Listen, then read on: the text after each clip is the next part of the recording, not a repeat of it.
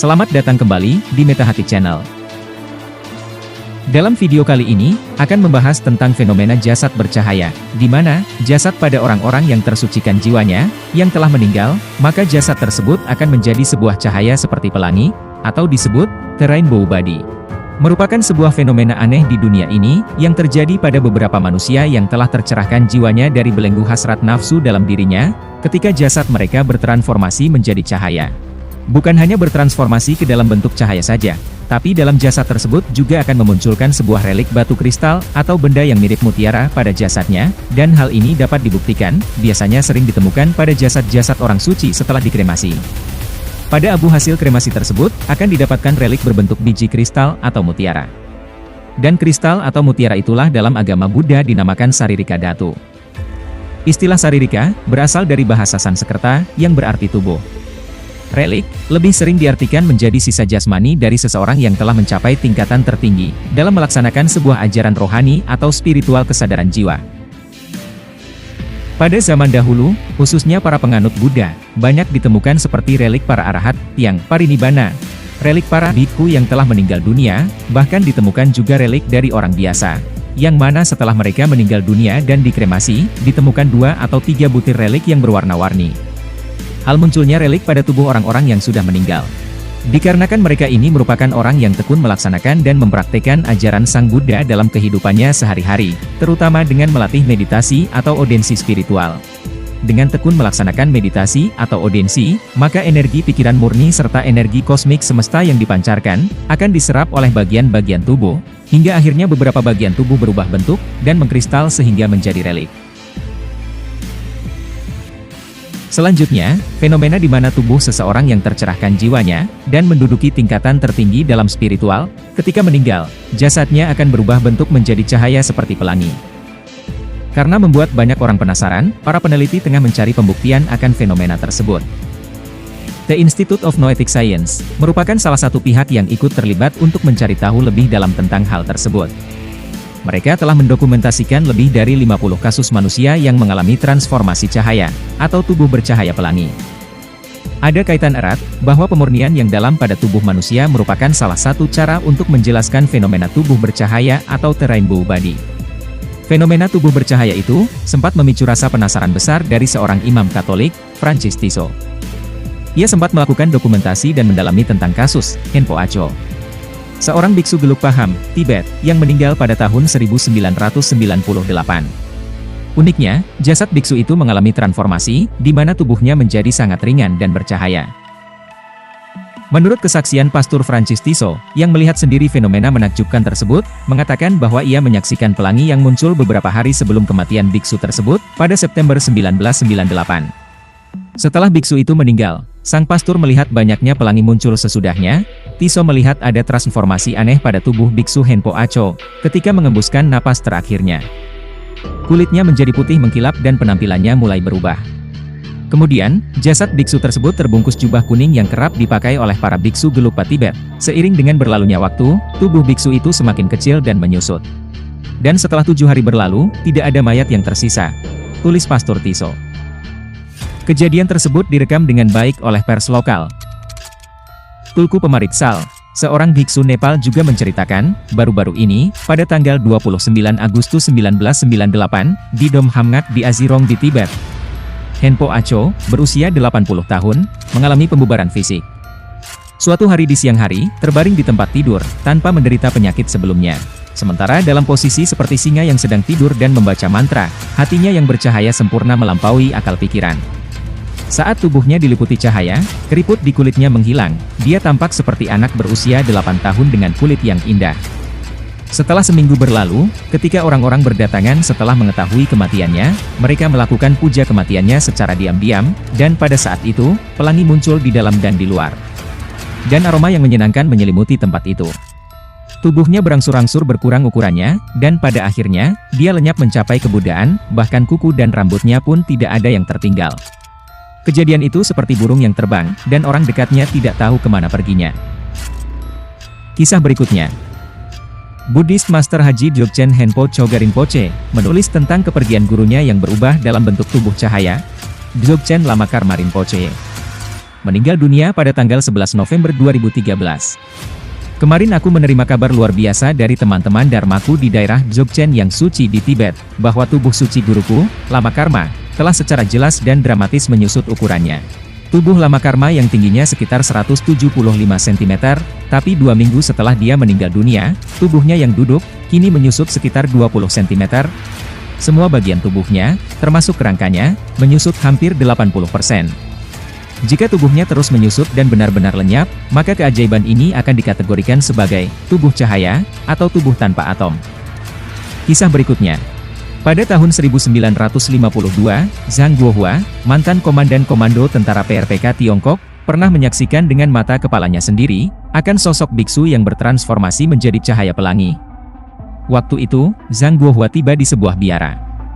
Dia melihat biksu Buddha duduk di tengah aula kitab suci Yage besar. Tidak terlihat dia akan bepergian jauh, dia juga tidak keluar atau bangun untuk menyambut para tamu. Zhang Guohua tidak memahaminya, jadi dia berdiri bersama para penjaga yang ikut mengawasi. Terlihat saat itu biksu lain di vihara juga datang, mereka duduk mengelilingi biksu Buddha hidup tersebut. Setelah semua biksu berkumpul, terjadilah sesuatu yang luar biasa. Sang biksu Buddha hidup tersebut membubung dari tempat duduknya, kemudian kembali ke tempat semula, dan hal ini terus berulang hingga 3 kali. Ketika membubung ke angkasa untuk ketiga kalinya, terdengar suara gemuruh yang keras, seperti sambaran petir. Kemudian, biksu Buddha hidup itu pun lenyap tak berbekas, hanya tampak seberkas awan merah menerobos langit-langit dan menghilang. Setelah kejadian itu, orang-orang pun memeriksa lokasi kejadian, tidak ada bekas sedikit pun. Ada juga dikisahkan bahwa, seorang manajer umum dari China Hainan Airlines sempat mengambil gambar ketika salah seorang biksu Buddha yang bernama Zongbai Luo Rinpoche, bertransformasi menjadi cahaya.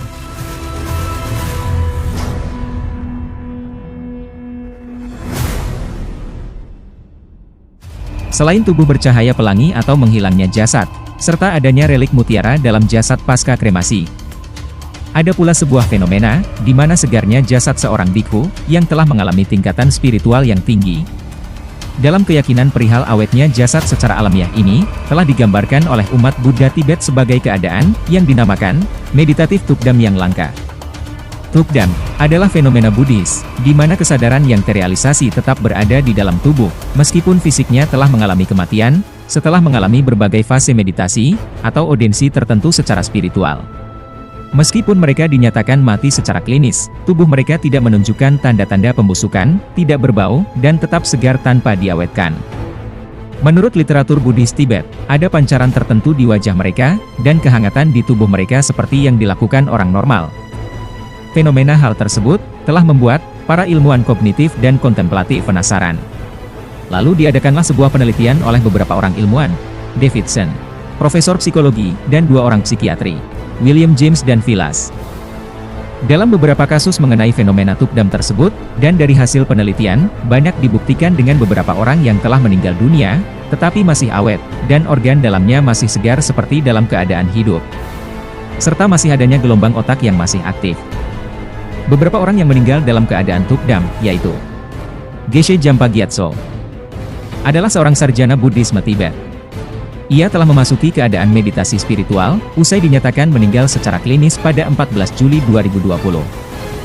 Pengamatan berlangsung, di mana kondisi 28 hari, jasad Geshe Gyatso telah tercatat dan didokumentasikan, lengkap dengan foto dan video, yang lalu diserahkan ke kantor Dalai Lama.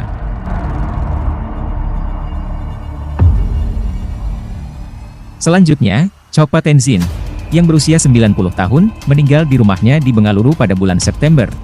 Anggota keluarganya memanggil ambulans dan krematorium, tetapi pemesanan segera dibatalkan, ketika jam berlalu dan tidak ada tanda-tanda kematian lainnya. Tubuhnya tetap kenyal, tanpa tanda-tanda kaku. Dia tidak lagi bernafas, tetapi dia tampak tenang, kulitnya tetap hangat, seolah-olah dia sedang tidur nyenyak. Selanjutnya, sebuah patung Buddha emas duduk, dari Cina, telah mengejutkan banyak peneliti. Sebab, di dalam patung itu ditemukan seorang biksu yang hidup hampir 1000 tahun yang lalu.